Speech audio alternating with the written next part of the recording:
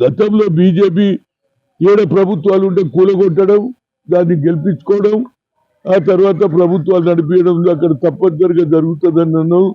మా India alliance తోడు అక్కడ గెలవడం శుభ సూచకం. కానీ అది అట్ ది సేమ్ టైం మహారాష్ట్రలో మొన్న జరిగినటువంటి పార్లమెంట్ ఎన్నికల్లో 48 సీట్లు ఉన్న పార్లమెంట్ లో 31 సీట్లు, మోర్ దాన్ 60% తోటి మేము గెలవడం జరిగింది.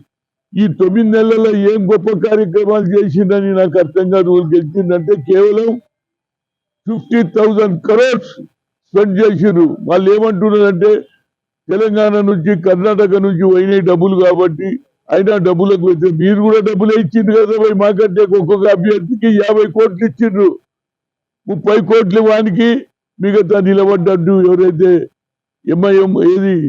ఎంఐఎం పార్టీ మైనార్టీలకు ఓట్లు డివిజన్ చేసి మీరు గెలిచిండ్రు తప్పితే, నా ఉద్దేశంలో అవసరం ఉన్ననాడేమో మైనార్టీలు దూరం ఉండాలి, అవసరం లేనప్పుడేమో వాళ్ళను వాడుకొని తన గెలుపు గురించి ప్రయత్నం చేసిండ్రు. తప్పనిసరిగా ఈ గెలుపు నరేంద్ర మోడీది, లేకుంటే అమిత్ షా గెలుపు కాదు. ఇది అదాని అంబానీ గెలుపు. ఇది అదాని కోటీశ్వర్లతోటే గెలుస్తున్నారు. కోట్ల రూపాయలు ఎక్కడికి వెళ్ళి వస్తాయి మా దగ్గర 2 రాష్ట్రాలలో. మీరు ఒక్కొక్క అభ్యర్థికి 50 కోట్లు ఇచ్చారు కాబట్టి అదే సంజయ్ రౌత్ కూడా అదే మాట చెప్పాడు.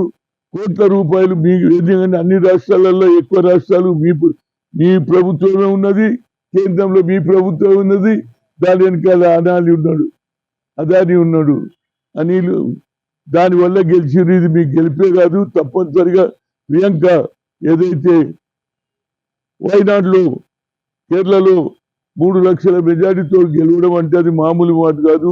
తప్పనిసరిగా ఆమె వచ్చే రోజులలో పార్లమెంట్ అక్క తమ్ముడు తప్పనిసరిగా కాంగ్రెస్ జెండా వచ్చే 5 ఏళ్లలో యావత్ భారతదేశంలో రాహుల్ గాంధీ గారి ఇది క్యాస్ట్ వైజ్ సెన్సస్ అనుకో, అదేవిధంగా ఇందిరాగాంధీ మనవరాలుగా బడుగు బలైన వర్గాలకు సాయం చేయడానికి ప్రయత్నం చేస్తుంది. కాబట్టి తప్పనిసరిగా మహిళలు అదేవిధంగా యువకులు కూడా తప్పనిసరిగా వచ్చే ఎన్నికల్లో కాంగ్రెస్ విజయం సాధిస్తుంది అనేది నా ఉద్దేశం.